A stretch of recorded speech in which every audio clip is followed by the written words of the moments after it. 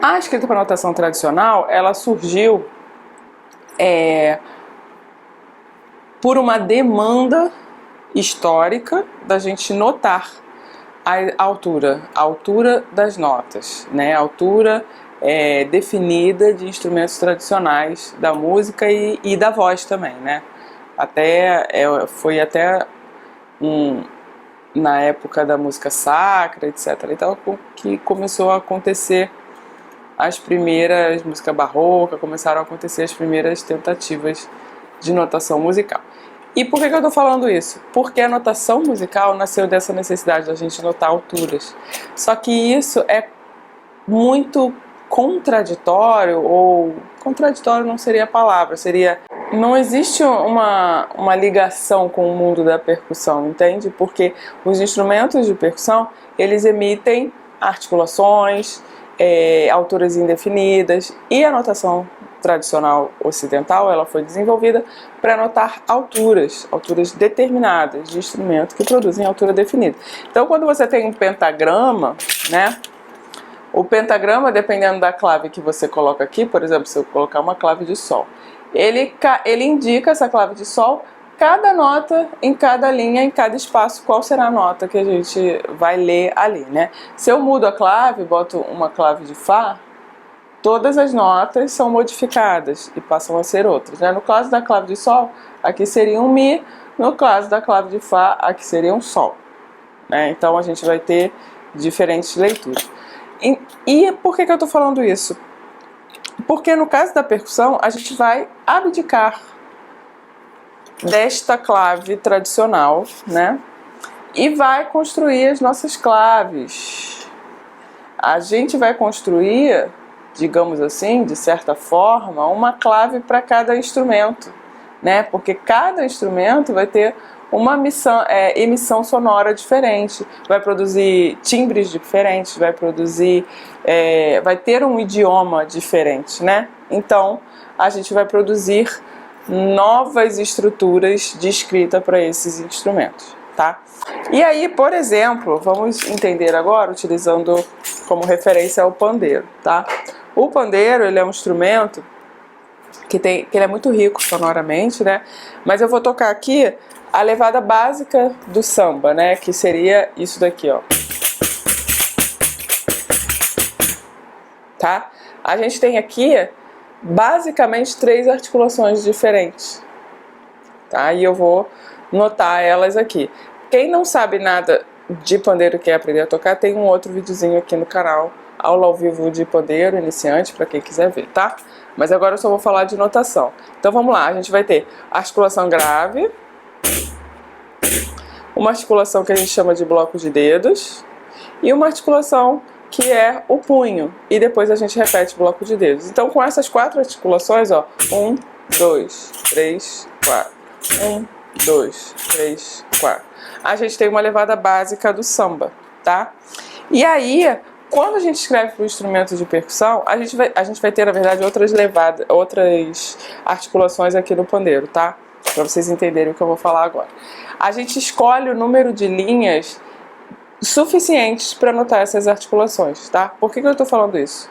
Por isso que eu falei que existe mais o tapa no pandeiro, porque no caso do pandeiro a gente utiliza 2 linhas, que é aqui embaixo o grave, o nosso, tá? Aí a gente coloca o bloco de dedos aqui, é um movimento, ó, para cima, né? A gente está tocando o grave e faz um movimento para cima, então baseado de certa forma em movimento, isso é legal, né? Porque você está aqui no movimento que a gente chama da metade inferior do pandeiro e você vai para a metade superior, e uma base aqui da mão, tá? Que são as 3 articulações que eu falei do pandeiro, né? A gente já tem as 3 aí, ó. 1, 2, 3, e repete o bloco de dedos, tá? Só que isso daqui é tudo dentro de um tempo, né? Que a gente está falando aqui de samba, 2/4. Então, para completar o tempo, a gente coloca mais semicolcheias aqui, tá? E seria essa a levada básica do pandeiro, tá? E aí tem uma sacada muito legal que ele faz, que normalmente quando tem duas mãos cumprindo funções diferentes, executando funções diferentes, normalmente a gente utiliza uma outra linha para mostrar o que essa mão faz. Geralmente a superior é o que a mão direita faz e uma linha inferior o que a mão esquerda faz. No pandeiro, né? Talvez estou aqui pensando em outros instrumentos, às vezes isso modifica um pouco, né? Essa ordem. Mas aqui no caso do pandeiro a gente vai ter uma linha aqui inferior, nem vou tentar escrever porque as minhas linhas são super retas, como vocês podem ver. Uma beleza. Não, mas aqui a posição é maravilhosa. E aí a gente vai escrever, tem uma questão básica no pandeiro que é aqui atrás da pele, que a gente solta e abafa. Por quê? Porque a gente precisa aqui nessa indicação das notas graves fazer a base tradicional do samba, que é o primeiro tempo mais fraco e o segundo tempo mais forte. Então a gente vai ter uma nota abafada aqui, que é quando a gente encosta o dedo na pele para abafar, e uma nota solta aqui, que é quando a gente solta o dedo e tem um som mais grave e assim mais preso, né? Ó. Espero que esteja dando para ouvir com esse microfone, né? E aí, como é que a gente representa isso? A gente vai colocar também uma nota representando este movimento do terceiro dedo aqui embaixo, que vai ser o primeiro tempo, a gente quer abafar ele, né? E o segundo tempo a gente deixa solto, certo? Algumas pessoas me perguntam, que isso é muito comum nos instrumentos de percussão, é utilizar os símbolozinhos de abafado e solto, né, na escrita. Em vez de utilizar essa linha aqui embaixo, utilizar os símbolos de abafado e solto. Dependendo da levada que você faça, eu acho que pode ser utilizado, tá? Por exemplo, numa levada básica de samba, se eu colocar um X aqui e um solto aqui, funciona. Mas por que eu não indico ser usado com frequência, ser usado de forma que você não pense muito, usar só esse tipo de articulação? Por quê? Porque aqui embaixo você tem o controle total de quanto tempo o dedo permanece na pele, né? Em alguns casos isso vai fazer muita diferença. Por exemplo, existe uma levada também muito legal de samba que faz 2 graves aqui, ó. 2 graves, tá? E em vez de ser um bloco de dedos aqui, é um grave.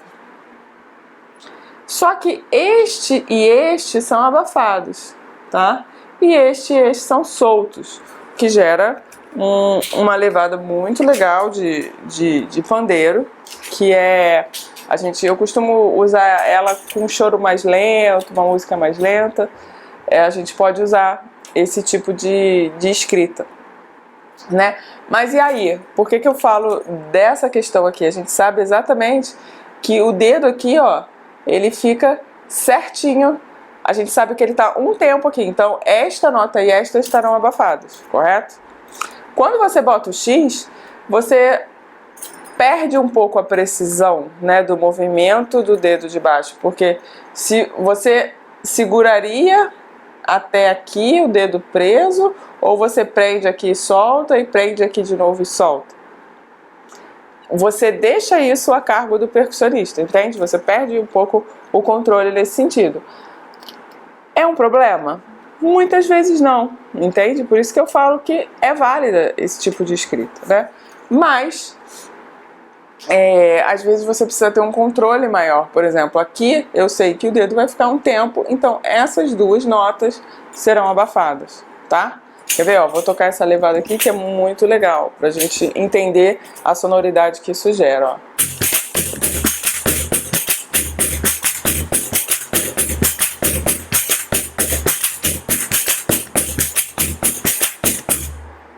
Espero que tenha dado para ouvir o gravezinho da levada, tá?